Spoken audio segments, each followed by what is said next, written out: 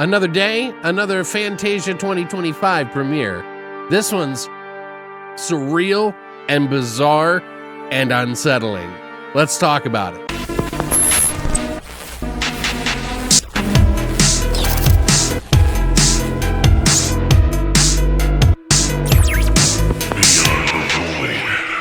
What's up, guys, and welcome back to Beyond the Void.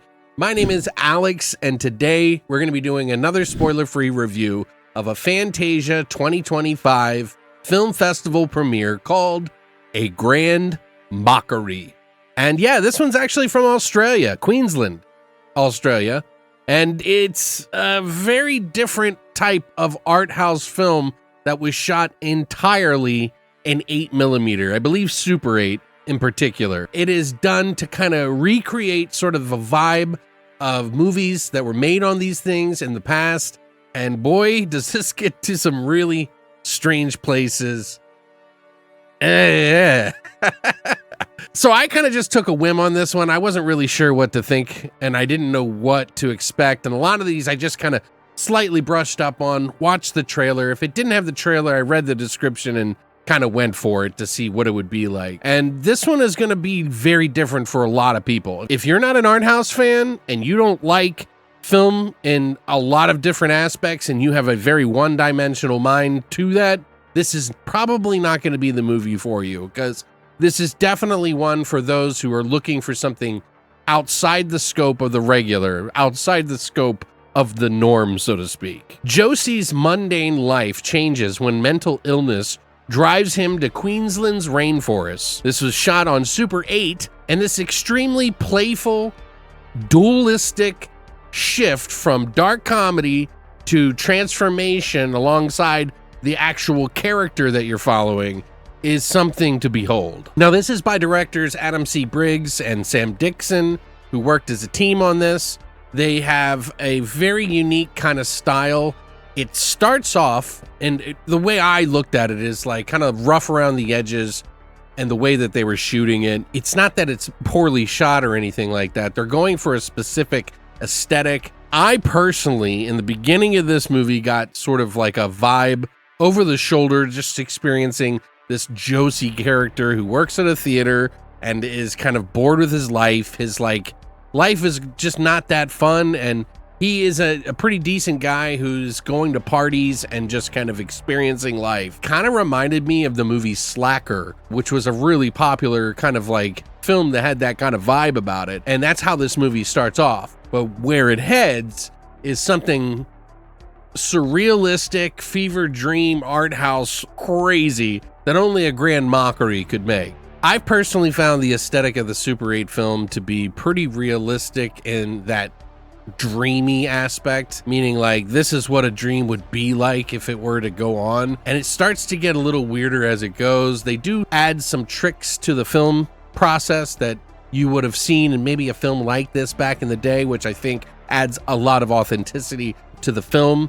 The characters that you get to meet in this film are all over the place, really. It's mostly focused on Josie. He has a girlfriend and some friends that he meets along the way at some parties that he goes to, a couple of patrons that bother him at the theater. It ends up into some pretty seriously philosophical, almost drug-fueled madness, or even dread. So, you know, Lovecraft junkies, you might actually kind of get some of that same vibe here by the end of the movie, but it's going to take a while to get there. And like I said, if you're not into art house films, this is going to be a long wait for it, but it really does kind of settle into you, and it is kind of a sight to behold. This guy transforms in a lot of different ways alongside the film with it, and that's kind of what they're marketing it as. And the music in it is kind of like funky and weird and different.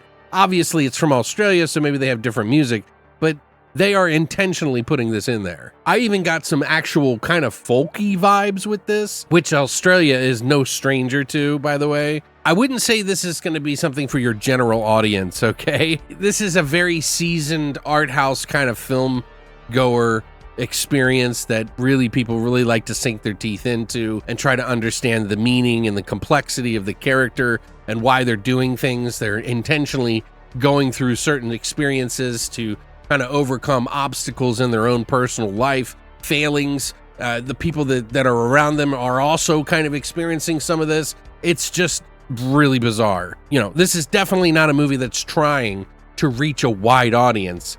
It's just trying to find its audience, if that makes sense. Which I kind of find to be a nice reprieve from the norm, to be quite honest with you. And because I have traipsed down some pretty weird art house films that I've subjected myself to over the many years of film watching, I think I found something that I really enjoy.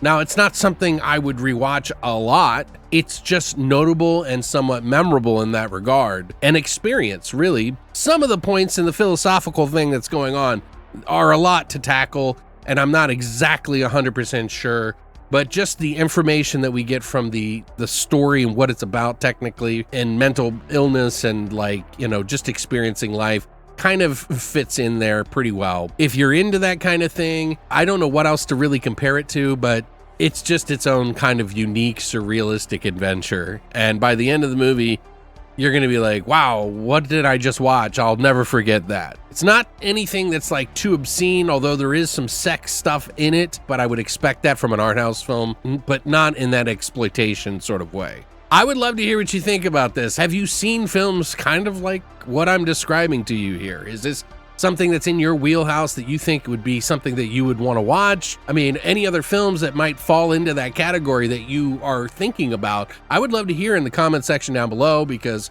you know, I may not find this to be my favorite niche, but it's a niche I don't mind traipsing through every now and then, especially when it's done pretty well for itself. Now, I don't know what to really rate this, because one, I don't know how I would describe it as far as like comparing it to something else. It's a very specific, almost probably very personal experience in some ways. The person who made it is kind of allowing the audience to see, kind of like an insight into their own personal madness.